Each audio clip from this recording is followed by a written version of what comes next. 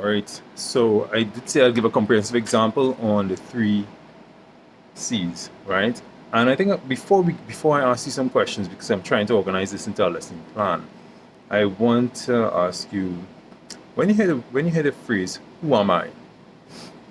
I know we have a number of young people in the class, right? But when you hear the phrase "Who am I?" What do you think about?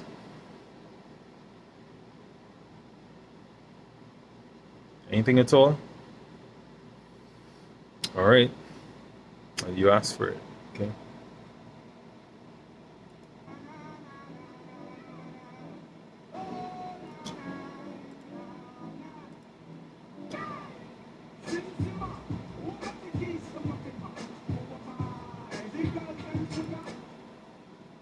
Wow, that brings back memories, right? So yeah, I mean, Beanie Man asked the question, "Who am I?" Right? And this is such a '90s video. What year was this? I don't know. All right. So he asked, "Who am I?" And he said, "The girls them sugar." All right.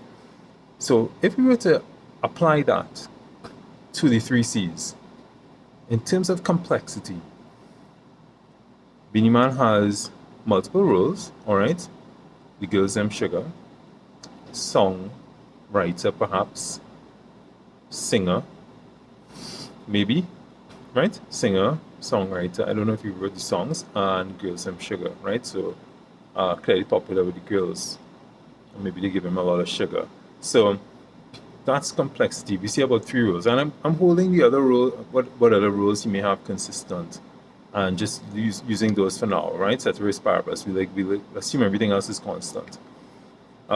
What about consistency? To what degree do those roles require compatible personality traits or values?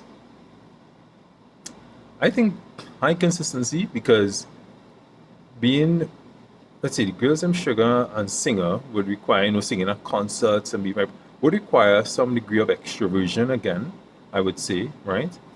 Um,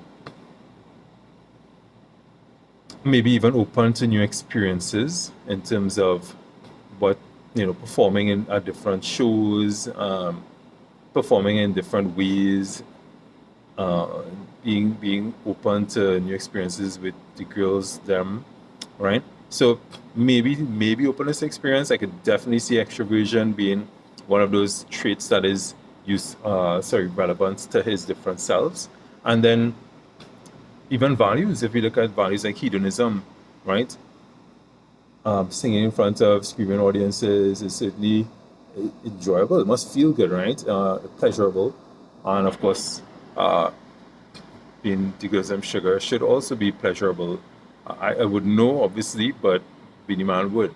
So I would say, there's some degree of complexity. I don't know if it's high. Maybe the multiple roles don't seem that distinct. They do seem to be related. Singing related to being popular with the girls, and of course, but his high consistency and clarity.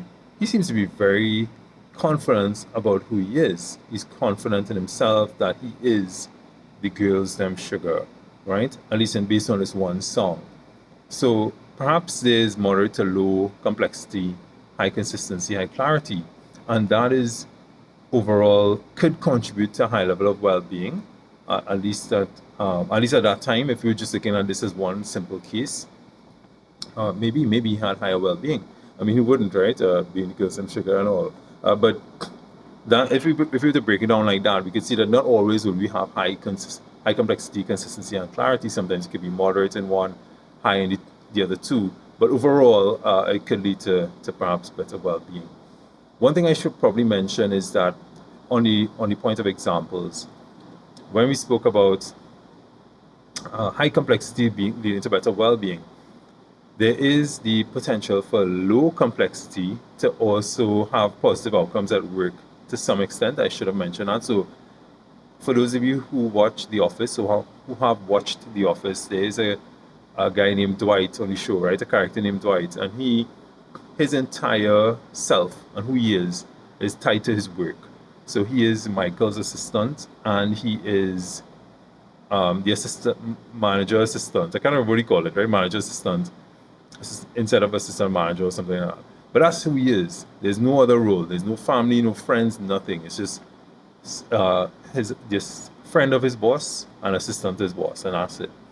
And what research has shown us is that when persons have such low complexity, but they're tied to their work, or but they're tied to work, then they are very likely to have lower levels of absenteeism, lower levels of turnover, which makes sense, right? They identify themselves, they think of themselves, perceive themselves according to their work. Who am I? This is who I am, and it's all work related. So that makes sense that they would tend to have lower absenteeism, lower turnover, but they are more susceptible to increased stress and depression. So that's just a point to note.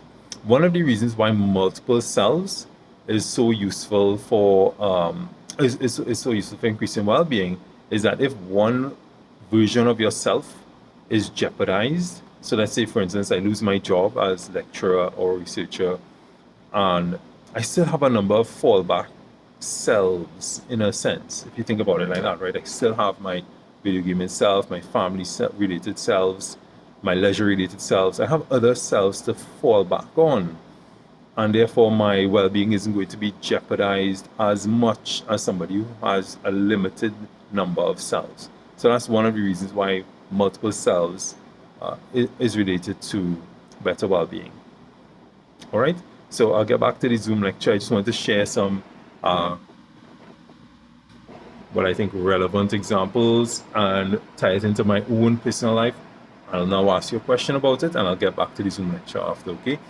All right, see you.